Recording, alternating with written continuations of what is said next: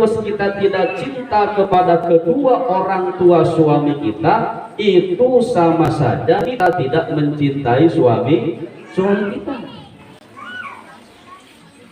Karena kalau kita mencintai suami kita, maka otomatis kita pun harus mencintai orang tua suami kita.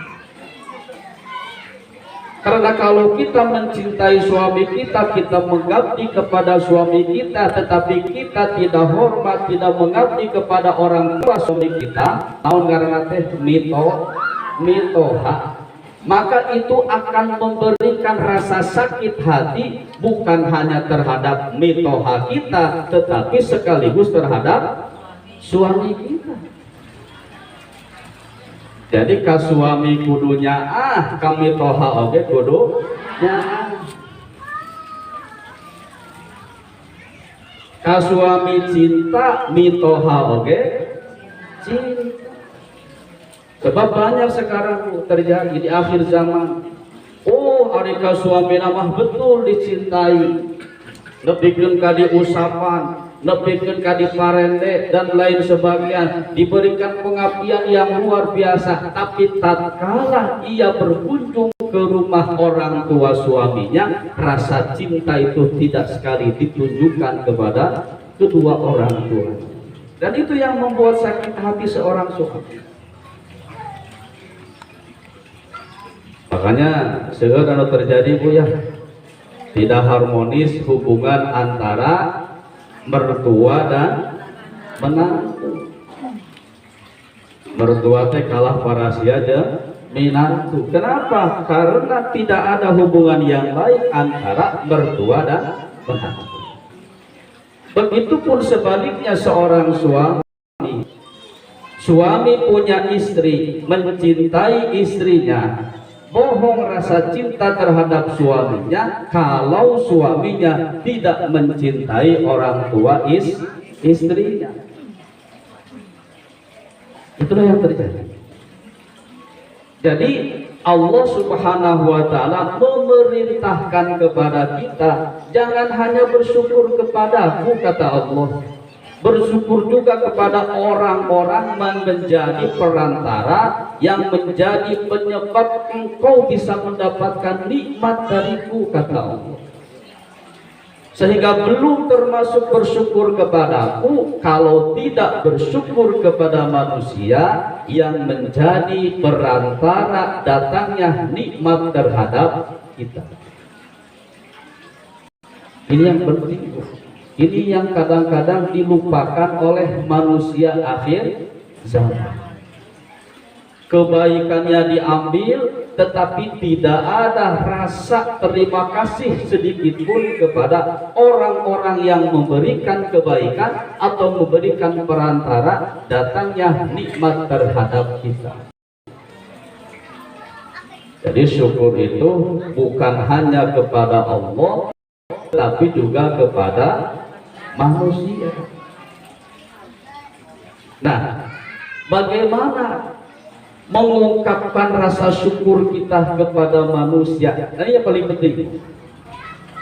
Bagaimana cara kita mensyukuri atau bersyukur kepada manusia? Kalau bersyukur kepada Allah, jelas dengan beribadah kepada Allah. Lalu bagaimana mengungkapkan rasa syukur kita kepada manusia? Cara mengungkapkan rasa syukur kita kepada manusia adalah dengan cara memberikan kebaikan-kebaikan kepada orang yang sudah memberikan kebaikan kepada kita. Terima kasih, terima kasih. Kita terima kebaikan dari orang tersebut, kita kasih juga kebaikan terhadap orang tersebut. Kalau mampu dengan ucapan, ya dengan ucapan. Kalau mampu dengan harta, ya dengan harta. Kalau mampu dengan pikiran, ya dengan pikiran. Kalau mampu dengan ucapan, kalau mampu dengan harta, kalau mampu dengan pikiran, tidak mampu dengan harta, paling tidak kita bersyukur kepada manusia dengan doa dan ucapan. Kenapa? Karena orang itu memiliki jasa dalam kehidupan kita. Bu, di Pomang ini siapa orang yang paling sering kita hubungi, kita telepon? Yang sering kita WA siapa kira-kira, Bu? Hah? Tahu? Pak RW. Bos, Pak RW, gimana ini sampah? Cek Pak RW teh tenang dalam perjalanan. Pak RW, iya kumaha cai, padahal urusan Pak RW cai. Kita selalu yang sering dihubungi itu siapa? Pak RW. Berarti kalau Pak RW sering kita hubungi, kita banyak apa? Kita banyak istilahnya nonatulah. Ah, bukan begitu kan? Dilatih. Ya. Kalau kita sering menghubungi Pak RT, berarti banyak kita membutuhkan Pak RW, termasuk kakak dan KTP. Kalau kita bersyukur kepada Pak RW dan memang diwajibkan kita bersyukur kepada Pak RW, maka setelah selesai kakak itu, setelah selesai KTP itu, wajib kita mengucapkan terima kasih. Pak RW, terima kasih, saya sudah dibantu dibikinkan KTP dan kakak. Sebagai ungkapan rasa syukur saya kepada Pak RT, untuk 1 tahun ke depan angsuran PTN, makan, minum, bensin, jajan saya tanggung dalam waktu 1 tahun. Ayah Pak RW begitu? Asapretnya. Saya udah kan begitu deh. Loloba nama orang yang hanya menuntut hak. Betul tidak? Hanya menuntut hak. Cekibute celetuk apa ikhlas. Pak RW kudu ikhlas, dan Pak RW itu adalah kewajiban Pak RW. Muhun itu kewajiban Pak RW, tapi kita juga sebagai warga memiliki kewajiban. Ketika 2 orang berinteraksi, maka 2 orang itu memiliki hak dan kewajiban. Kalau misalkan kita berinteraksi dengan Pak RW, maka Pak RW punya hak dan kewajiban. Kita pun punya hak dan kewajiban. Kewajiban Pak RW hak kita, haknya Pak RW kewajiban kita. Begitu baliknya, kewajiban kita adalah haknya Pak RW, hak kita adalah kewajiban Pak RW. Kita jangan hanya selalu menuntut hak tapi lupa dengan kewajiban kita. Maka kalau kewajiban dan hak sudah tertunaikan, hidup kita akan terasa sejahtera, hidup kita akan menemui kedamaian, keamanan, kenyamanan, dan lain sebagainya. Kalau sudah mendapatkan hak dan kewajiban. Maka ketika kita sudah mampu seperti itu, berarti rasa syukur kita kepada manusia sudah ditunaikan. Kalau belum, berarti itu belum ditunaikan.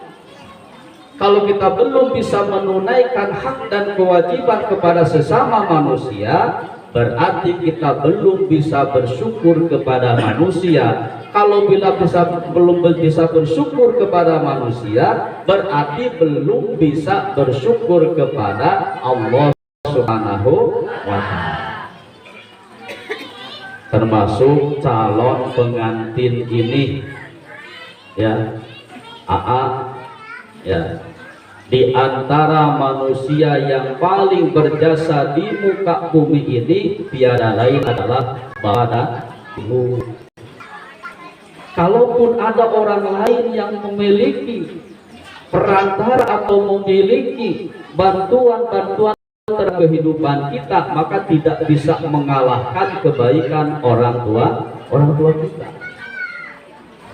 Bahkan Ada para ulama yang menyampaikan seperti ini.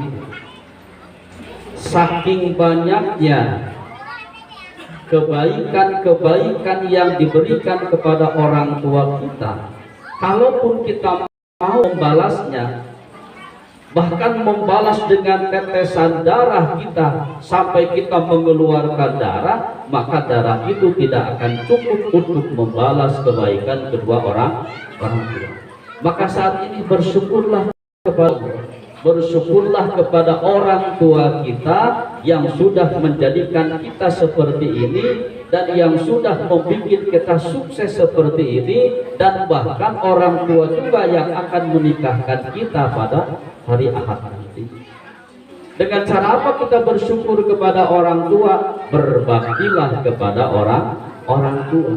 Apalagi nanti orang tuanya jadi dua. Ada orang tua kandung, ada orang tua yang berkaitan dengan pernikahan. Jagalah orang tua kita sebagai bentuk rasa syukur kita kepada Allah dan rasa syukur kita kepada makhluk Allah atau kepada manusia. Kahartos Bu, kahartos Pak.